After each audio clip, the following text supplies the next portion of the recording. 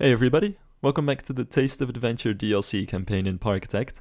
Today it's time for Brimstone Peak, and as you might be able to tell from these weird gear-shaped things on the side of this floating island, this is going to be a steampunk-themed map. Now, the description says that this steampunk-themed amusement park straddling an active stratovolcano struggles to attract visitors due to its dangerous environment. Turn the situation around by expanding this unique theme park into a hotspot for thrill seekers, but let's hope that the volcano doesn't erupt. Well, spoiler alert, there are no volcano mechanics or anything like that. I think we'll probably be fine, but let's check out the park anyway and see what we can do with it.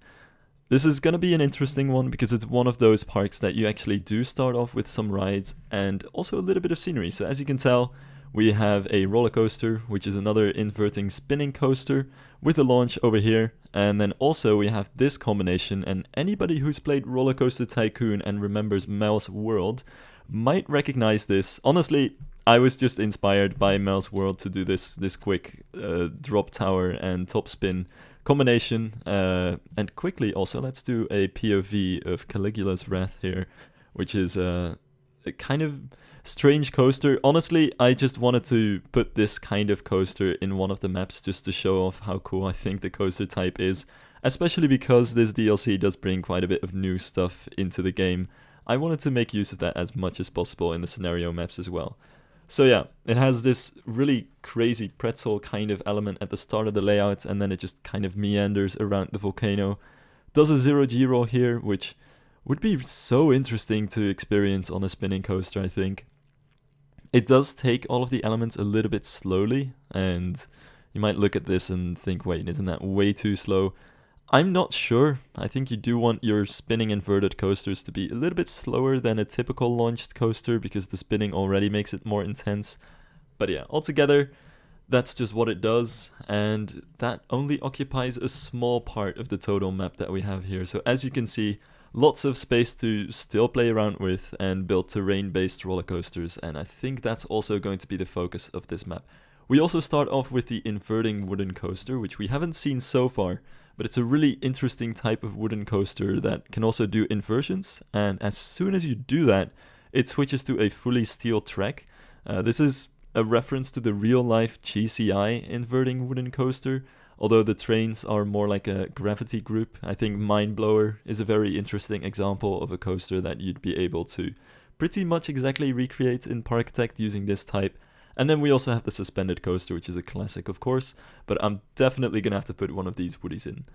Also, we have a very steampunk-ish collection of rides, including the Clockwork, which I also haven't placed yet, but this thing is so cool to watch go around. I'll place this somewhere, and you guys will have a look at it later. And then also some gentle rides. Not too interesting, but I do think the gentle monorail ride is something I've never ever used, so it would be fun to see if I can work that into this map, especially considering, looking at the theme here, the colors and the use of different shapes and steampunky details. I think if it fits into any scenario map, it's definitely this one. So anyway, without further ado, let's get to building. Wait, hold the phone. I completely forgot that I didn't cover the goals of this scenario, so let's quickly go over them. The main goal is to get 800 guests into the park. We need to have a price satisfaction rating of at least 75%. That's fairly doable. We need to have an overall park rating of at least 85%. That's doable too, but it's gonna be a bit harder. And the optional goals are where it gets interesting. I know for sure during the base game scenarios there were certain scenarios with non-optional goals that were kind of optional anyway, or the other way around. For the DLC, it's all in order, so optional goals are completely optional and never goals on the way to the main goal or anything like this. But they also added some extra challenges to it, and one of the most interesting ones I think is this one. Complete all non-optional goals without building while the game is paused, and then the other optional goal, is to reach all the goals by the end of August year 3. So the first optional goal is very doable, but these are kind of fighting each other because it's very difficult to make the first optional goal while also doing everything by year 3. So the challenge is basically try not to pause the game ever and build really quickly and be able to get your guests in really quickly, which is going to be very hard. And I'm completely unsure if I can make this because I don't build that much unpaused. I'm really used to building unpaused, So I'm gonna try the challenge and see how long it takes. If it takes more than 3 years, then so be it.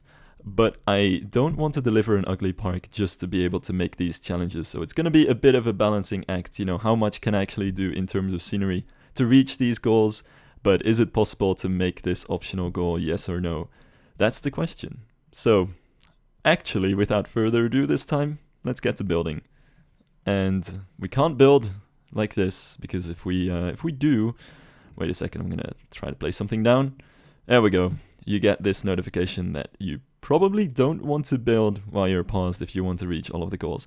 So yeah, we're gonna click that away and see if we can build in unpaused mode the entire time. Let's go. So very quickly, you'll probably notice that I've been a little bit cheeky-breeky here because usually I do actually play the game unpaused mode. It's just that whenever I place something, I unpause the game, place it down as quickly as I can, and pause the game again to try and lose as little time as I can trying to pick colors and trying to find objects. Which, to be honest, I almost always build in paused mode, so this was actually a much bigger challenge than I expected because I take so long to build things. And, well, 1 year in Parkitect, I believe is 50 minutes, right around that. Not entirely sure, but a month is 5 minutes, and it starts off in March and goes until the end of December. So yeah, basically 50 minutes, if I'm not wrong. I could be, but it's somewhere around that ballpark, so we don't have a lot of time here to finish this park. And not to mention, I also have the other goals of actually reaching the goals that you need to reach in the scenario, and also making sure that the park runs okay, that I earn money and manage to build new rides and make a profit, and of course also make it look decent at the same time. So it's quite a challenge in that sense, so forgive me for pausing the game every now and then to try and adjust things. So you'll constantly see the game move from paused mode to unpaused mode and kind of back and forth, but every single time I'm placing things, the game is unpaused. That's the rule. So usually I pause just to pick a color scheme or see what objects I want to use, or if I want to go into the settings of rides, you can do that in paused mode as well. So you can place down a ride and then pause the game and see what color scheme you want to give it, what price you're gonna ask for it. Stuff like that. So you're always kind of playing with the buttons here and making sure that everything's running correctly and that everything's running while you're building and standing still while you're not building. It's a really interesting race against the clock, because it's like a race against the clock where you can stop the clock but you also can't do anything. And actually, if I think about that right now, it's basically the super hot but in a theme park game. I mean, if you don't move, the time is not running, but if you're doing anything, the time is running. I guess that's how you should see it. So when it comes to what I'm actually building, I just quickly came up with a little path layout by pausing the game and looking at the entrance section and trying to come up with stuff to do. I really wanted to have a sort of central plaza, a place where I could put shops and toilets, all of that jazz, while hiding the backstage areas. And I figured the best option to do this would be just to make one big building, incorporate different facades in that, try and mix the steampunk theme into it a little bit, of course, and just go from there. So that's what I'm working on here. It's gonna be a mixture of different looking buildings, but in reality, of course, it's all just a single building with a single interior that just has the function of getting all of my shops, my drinks and food in one place and making sure that people are not going to complain about that stuff. Then next to that we have what is probably the steampunkiest ride in the game. Definitely one of the most interesting rides. It's a very new ride. I believe last year Zamperla came out with this model, and it's one of those flat rides which I think in real life and in the game looks more interesting than it is to ride, because in reality it's just some simple Ferris wheels on a rotating pillar. But the way that it looks like they're gonna bump into each other, and it just looks so complex and really fascinating. One of the coolest flat ride designs that I've seen in a while, and I think Zamperla in real life can be really proud of these things because they're super cool, and it's not too often that you see a completely new model of flat ride being developed and actually being purchased from parks around the world. But this new model is really cool. I approve, and I'm very glad that it's in the game. Plus, it looks very steampunk, what with the colors of course on this one, but also just the general machinery and the outlandishness of the design. I think it fits very well into this scenario. Now, as for the rest of the steampunk approach to this park, I have to say I'm not actually going to add too many pipes or steam stuff or gears and things like that. You guys know my opinion on steampunk. I am one of those people who's just like, you know, it should be all about Victorian architecture and about giving your machinery a purpose. And if there's no purpose to it, then don't just slap pipes and gears everywhere that don't actually do anything. Which seems to be the main way that real steampunk enthusiasts approach the genre. And for this as well, I'm really just going with a color scheme inspired by the buildings that are already there and kind of turn of the 19th century style Victorian architecture, but nothing else too ridiculous. You're not going to see big factories or anything like that. I think I could have maybe gone there with the volcano. There's this really cool Roller Coaster Tycoon 3 coaster called Nero by N7, aka Mike Sheets, which has a scenario where on a distant planet there's a magma processing plant, and the magma goes through pipes and huge machinery and stuff, and it's some kind of thermonuclear, not thermonuclear, but a geothermal power plant, something like that. Does sound like super cool idea for steampunk stuff with actual machinery, but I just figured I wouldn't have the time to work on something like that if I can only build in unpaused mode. So I'm keeping it simple here and just focusing on the bare bone aesthetics and trying to bring out the detail and steampunk feel with colors rather than details and machinery everywhere. That's not to say I'm not going to place a few gears and pipes. I definitely will here and there, but very sparingly, and maybe just as some details and accents here and there. Now, another ride which I think is very steampunky is the G-Lock, which has those little planes going upside down sideways on a big rotating thing. I think in real life those things are way more comfortable and fun than they look. I was really scared of them before I'd been on one of them, but honestly they're one of my favorite flat rides. Really fun, so always a good addition to the park, and it just kind of looks steampunky as well, so figured it was good to have it in this scenario too. And here comes the first coaster of this scenario, and here I also have to admit, you'll see me build the coaster here, but I'm not actually coming up with the layout live. The way I did this was to open an empty version of the park and kind of mess with the map and see what kind of coaster layouts I could come up with, what kind of stuff you could build here. And once I'd come up with a layout that I was happy with, I moved into the park here, unpaused the game, and recreated the layout as quickly as I could, because I really can't afford to lose any time. So I just wanted to make sure that whatever work I can do up front, I want to do it up front. And then we'll see how much time is left for actual money making and micromanaging the actual scenario goals.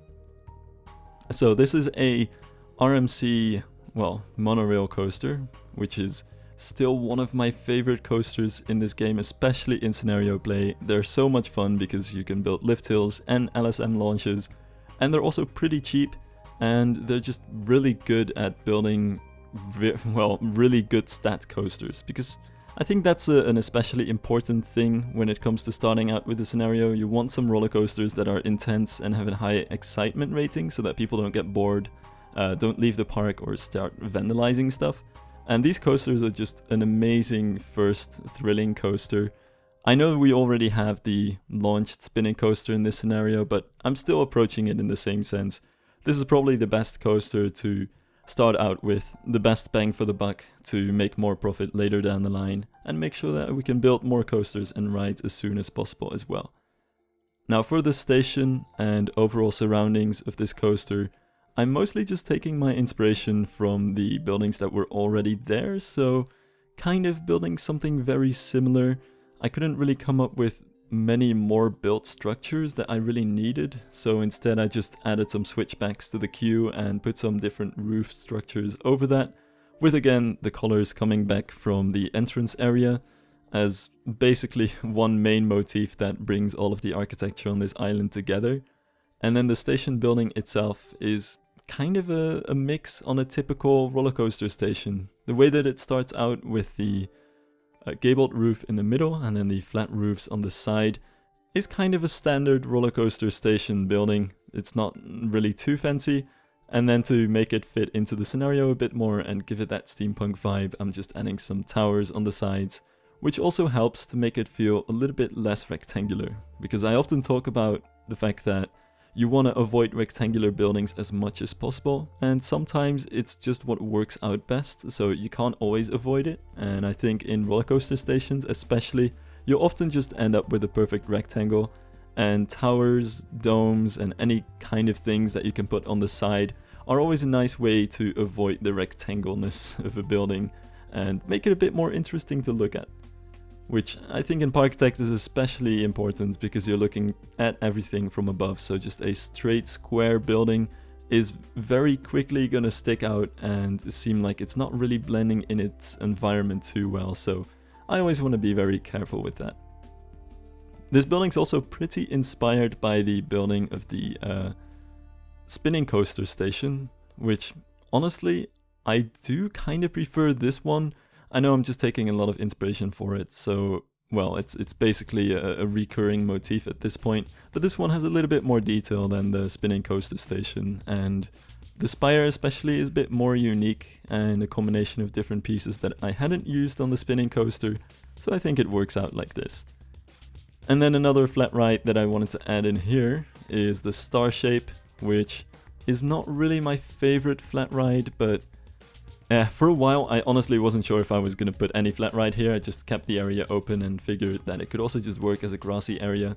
But I have the money to build more flat rides, and I really need to make sure I get as many people in as quickly as possible so that later down the line I don't have to put in too much effort to reach the 800 guests, because that is a very high cap and it's going to be quite difficult to reach that if I can only build an unpaused mode. So I just figured the best way to go forward was to constantly keep building rides whenever I can, and this was just the easiest, best space for it at the time.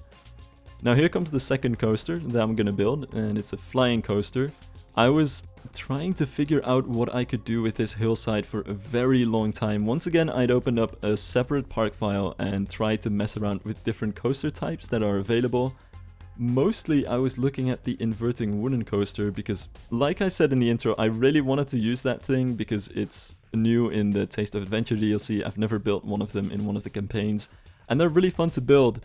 I just couldn't come up with a layout for it. It was really difficult to work it into the side of the terrain here, especially because the terrain is very crammed. You also have that path to worry about, and it's kind of diagonal, but not completely diagonal. As you can see, it's like 30 degrees or something, which is very difficult to work a layout into. Eventually, I just came up with this layout for a flying coaster, which I think works much better than any of my ideas for the wooden coaster did. So yeah, that's what we ended up with. It's just a terrain-conforming flying coaster that has a pretty fun first drop, I'd reckon. Down into a pretzel loop over the water, and then you already start heading back to the station with 10G roll, and then a fly to lie element, and a curve back into the final brake run, where you have one more lie to fly element and into the brakes. So quite a few inversions actually for a short layout, and also it's the kind of layout that uses its energy perfectly, I think, because once it goes into those brakes, it doesn't really slam them, it just very quietly and smoothly glides into them, which is I guess a roller coaster that's very environmentally friendly because we're not using too much energy that gets wasted. So, you know, it's pretty much perfect. And this is why I love terrain coasters as well, because it's the only time that you can make these coasters where the station is pretty high compared to the rest of the layout, so you can glide into the station with not too much speed. It's always cool. Now, the very interesting thing about this layout, I guess, is because the space is so crammed and we're on a hillside here, I couldn't really figure out how to place the station without going underground. So what I opted for is the last curve of the layout is underground, and then it comes into the station, which is above ground. So you get an interesting transition there at the end. I think it's not the most realistic thing, but if you are gonna tunnel, I think you should at least keep it as short as possible to make it a bit more realistic, and I think this is in the realm of possibility, especially for the crazy kind of setting that this is. I know you're probably watching this and thinking, Sil, why are you so concerned about this? This park is literally built on an active volcano. Why are you worrying about coaster realism? I'm not sure. There's just a certain suspense of disbelief in my head where I'll believe the crazy scenarios that this game drops you in, but the roller coaster layouts have to remain realistic and within the realm of possibility. I guess that's something that I had with Volvara as well, where I was going all in on trying to make the layout as realistically intimate as possible, and people were commenting like, this is a flying steampunk island, what are you even worrying about? But somewhere in me there's the theme park nerd who just wants all of the theme park stuff to be realistic. Everything else can be the craziest fantasy ever, as long as the theme park stuff kind of works out. But yeah, that's the flying coaster, and I open that as quickly as possible, get more guests into the park and make more money. I'm very sorry, but I'm not gonna provide a real-time overview because I couldn't really see the point of it in this case, because as soon as I unpause the game and try to show you around some stuff, that's easily a month or two lost, and that's just more than I can afford with these tight goals and my ambitions to decorate everything. So yeah, we're just gonna sit this one out until the end and see if I make the goals in the end, and there's not gonna be any feedback in the middle of it. So for me this is also kind of all in, because either I make it or I don't make it. It's gonna be very hard to walk back on some of the decorations that I've made or scenery that I've built. I just have to focus on the goal of getting to 800 people, and if it doesn't make it, I'm not sure what I'm gonna do. But yeah, constantly building is the main mantra here. So the next thing that I'm building is that little flat ride next to the coaster there, which I think also works because the coaster was just seeming like something so away from the rest of the park and didn't really have anything else to do. It just felt a little bit too empty, so I figured I had to add that flat ride there. And then after a long time of thinking about where I wanted to place more flat rides, I figured that the best place to put the giant turbine was next to the launched spinning coaster, and then the same goes for the other drop tower, which, god, those things are so good. Love it. It's definitely my favorite type of drop tower in the real world, and it's always fun to place one of these things down in the game because they're really fun to look at, because when they fall down at the end where they break, the seats swing out, because the way it works, if you don't know yet, is you rotate 90 degrees so that you're looking straight down, then you fall down, and just before you hit the ground, the seats swing up, so you get to, level height again, I guess. You just have to ride it at some point in your life. I'm not sure how many examples there are. I know Icarus in Grönalund in Sweden is what the in-game ride is based on, but I'm pretty sure Busch Gardens Tampa also has a very similar drop tower. But yeah, moral of the story is drop towers that tilt you toward the ground are really cool and really fun. And drop towers in general are just some of the last theme park rides that actually scare me. I've been on so many big roller coasters that roller coasters are just never really that scary anymore. I think the last coaster I was really afraid of was Dododompa in Fuji-Q Highland, because it's just that crazy insane of a launch. But drop towers still always scare me, just the height is oof. Anyway, I'm getting massively off topic again. Turbine next to it is also interesting. It's a flat ride that I think I don't place a lot in my campaigns because it's really unruly and it's just huge and it's hard to fit it into any space. It also just looks a little bit weird. It's a typical fairground ride. You don't see them too much in theme parks, so I always feel a bit weird for placing one of these in my campaign maps. But I couldn't come up with much else to place, and given the fact that I'm already ruining the skyline with the drop tower, I figured I might as well just put the turbine next to it and leave it at that. They are way more intense looking than they actually are. I think boosters, as they're often called in real life, are just one of those crazy looking fairground rides that look like the scariest attraction, but are probably not really the most intense attraction on the fairground, depending on what else is on the fairground, of course. But still, fun ride, and hopefully gonna be a good aid to reach the scenario goals. And from what I remember, these are actually some of the last rides that I'm placing down in the scenario here that you can see. Because as you can see in the bottom left corner, I'm getting closer and closer to August of year 3. And at the same time, I'm running out of money quickly, so yeah, this is a pretty difficult situation. Not to mention there's still a lot of theming that I want to do. I left some theming stuff just completely undone.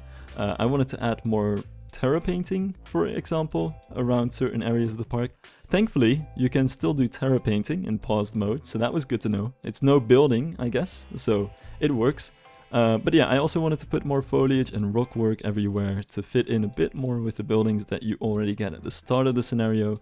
So I'm placing that around all of the different parts of the park as well. And then there are different path decorations as well, of course. Certain spots that don't have lamps, we need benches everywhere, some planters, some trash cans, all of that stuff, which is not just aesthetically important, but also really important to make sure that people don't get too tired. Because tired people are gonna lower your park rating, which significantly impacts how many people actually go to the park. And right now I need to get as high a rating as possible, as quickly as possible, not really to reach the scenario goals, because I think I'm gonna reach that 85% easily, but I want to go over that to make sure that more people actually go to the park, just to be safe. So yeah, that's what I'm doing here at the end. And in the meantime, I'm gonna be honest and already reveal this, I've had many different tries of again and again redoing different things that I did at the end game here, because time and time again I couldn't reach the goals ahead of August year 3. So there were so many things I did differently every time. I built different coasters, different flat rides, food places, started hiding an underground coaster at some point, which actually, to be fair, kind of worked. But just all of these different ideas, and I kept failing time and time again, so I got really upset at the end here. But I can already spoil, I think I have something good going, but I'm not entirely sure yet, so I'm gonna get out of this time lapse and see really quickly if we can make that goal, and if so, what the park looks like and how we can continue from here. Let's go. So I just wanted to show this really quickly. The way I went about this was just keeping many different saves. Well, actually just 3 different saves at different states, so that I could always go back to an older save if I had to fix something in hindsight. And then I just had to go through all of these different maps time and time again. Many of which I saved, but also many of which I didn't save, trying to reach the goal. And, well, this is my last one, where I just added so close at the end, because after so many tries, I'm almost at 800 guests, and we're in August year 3. But here's the thing. You need to hold the goal of the guest count that you need to get for at least 1 month. So I am very curious to see if I am going to somehow just barely make it, or if I needed to hold that goal for 1 month, and I'm exactly 1 month late, and I should have really just been aiming for July this whole time. Honestly, I don't know, because I've never had one of these optional goals where you have to build an unpaused mode, because it's a new thing. So let's actually just check and see how we're doing on that front. And yeah, there's a few seconds left. Here we go. We have 800 guests in the park. Does that mean that we've completed the optional... Oh yes! We get it! Oh, that's awesome. Okay, I think we have it. If I manage to hold 3 weeks, just 800 people in the park, we're gonna make it. Oh, that makes me so happy. You know what? In the meantime, let's just quickly go over the park. There's still some stuff that's unfinished, but you know, at this point, forget about it. Everything is unfinished. Art is always unfinished. Who cares? This ride, nobody wants to ride it. It's $0. Oh yeah, there's something I have to explain. On my many tries of redoing this, I found out there's one really good trick to get more people into the park while making money, at least temporarily. The thing I did was I started asking an entry price instead of a price to ride coasters and rides. So everything is free in the park now, and you pay 20 euros as an entrance fee, which For a few months, for the extra people that I was getting, going from 600 to 800 in the last few months, made sure that I could still make a profit, while at the same time making everybody who was already in the park and gonna leave shortly after think that the prices were really good. So at this point, I have a decent prices rating. It's actually not as good as I would hope, but I think a lot of that is just due to the fact that people haven't left the park yet, because something to consider about these ratings is that they are based on people leaving the park and the ratings that they leave. But yeah, altogether, pretty good ratings. Overall rating of 90%, pretty happy with that. Happiness is 100. Many of the things like decoration and stuff, it's all maxed out, so that's really good. So yeah, functionally it all works. I think the only problem is once you start running this park for a few more months, it's gonna lose a lot of money, because just making money off of your entrance fee and not putting effort into making money on anything else is just not a very viable business scheme in this game. It's somewhat doable, and I've done it on multiplayer as well, but you just have to start putting the little photo track pieces on every single ride and just ask a lot of money for the photos. So it's not the best thing to do, really. But yeah, for the time being, I think it works. And by the looks of it, we'll make the scenario with this trick. So yeah, that's one of the last things that pushed me over the edge. Another thing is, surprise, surprise, this build also has a sneaky underground roller coaster. It doesn't have a very good layout, but it does have a layout that results in pretty good stats. And it's absolutely instrumental in reaching the goal in this scenario. Just keep it hidden from people. Nobody think about the fact that there's a little secret underground passage here with a ride. Why am I still researching stuff? We can turn that off. But yeah, honestly, I wish I didn't have to do it, but I just didn't see myself reaching the goals in a legit way. I know this kind of feels like cheating, but you know, gameplay wise, everything's fair and square, and I only built in unpaused mode. So yeah, here we are. Let's actually do a quick POV of the flying coaster here now that it's doing its thing anyway. So here we fly over the path into that pretzel loop. This flying coaster is actually surprisingly small. The only reason that it can do these elements is because it's built over the water here. So it's a lot lower than the station and the lift hill are at. So we go through that 0G roll and then kind of a half corkscrew. That support doesn't look very nice, but it is what it is, I guess. And final light to fly element. And as you can see, it really glides into those brakes. I love that. But yeah, this is also a very efficient coaster with a very short lift hill that doesn't have any supports. I should have probably custom supported this thing. Oh well. I didn't mention it. Nobody has seen the weird supportness quirks. I would have put supports here if I still had the time, but trust me, I just came out of building that wooden coaster underground and fixing some other stuff and building new stalls and trying to scramble this thing together gameplay-wise. Now, before we reach those goals, let's do a quick POV of the Monorail Coaster as well, which has really long trains just to make sure that this thing can actually earn some money and actually work through its queue line as well, because God knows these things are not the most efficient rides normally. So yeah, we have that kind of typical RMC turnaround there into, I forgot again. Well, dive loop. Yeah, that's a dive loop. Into a corkscrew. And we go down over the path here, and we have an immelman. There we go. I'm starting to remember things. Thanks for everybody who left comments on the last episode, by the way. Meanwhile, we reach the goals, that's very nice, and the layout is just snaking its way with some final helixes and curves back into the station. And that's a full circuit. The very slow lift hill is just to make sure that it doesn't stop on the lift hill, but I think the timing is just right when it comes to the block breaks here. Not to mention, this thing is a pretty good moneymaker. Well, if it is money making. We are gonna go bankrupt, but nobody cares. I reached the goal of the scenario. They can suck it for all I care. I think we're done here. I think we're good to go. So, I think I'm pretty happy with the scenario. Oh yeah, a few more things that are interesting to show off, I think. We have this little nice flat ride area with some crazy intense flat rides. I don't think I ever showed a POV of one of the Skyfall rides. I'm very sorry if I actually did. Can I? Okay, we're just gonna have to look at it from a distance. I'm gonna have to remove that bankruptcy thing. So yeah, these things are really cool because once you go up here, it starts rotating you 90 degrees and you start looking down. Come on. Are we here? Okay, I guess it's still gonna take a while, but yeah, you can enjoy the view of the sea. Really beautiful, really cool, very intense, very thrilling. This is the exact reason I still think these things are scary. There we go, 90 degrees, and then you fall down, and whoop, you swing out. It's really fun, really scary, just absolutely amazing drop rides.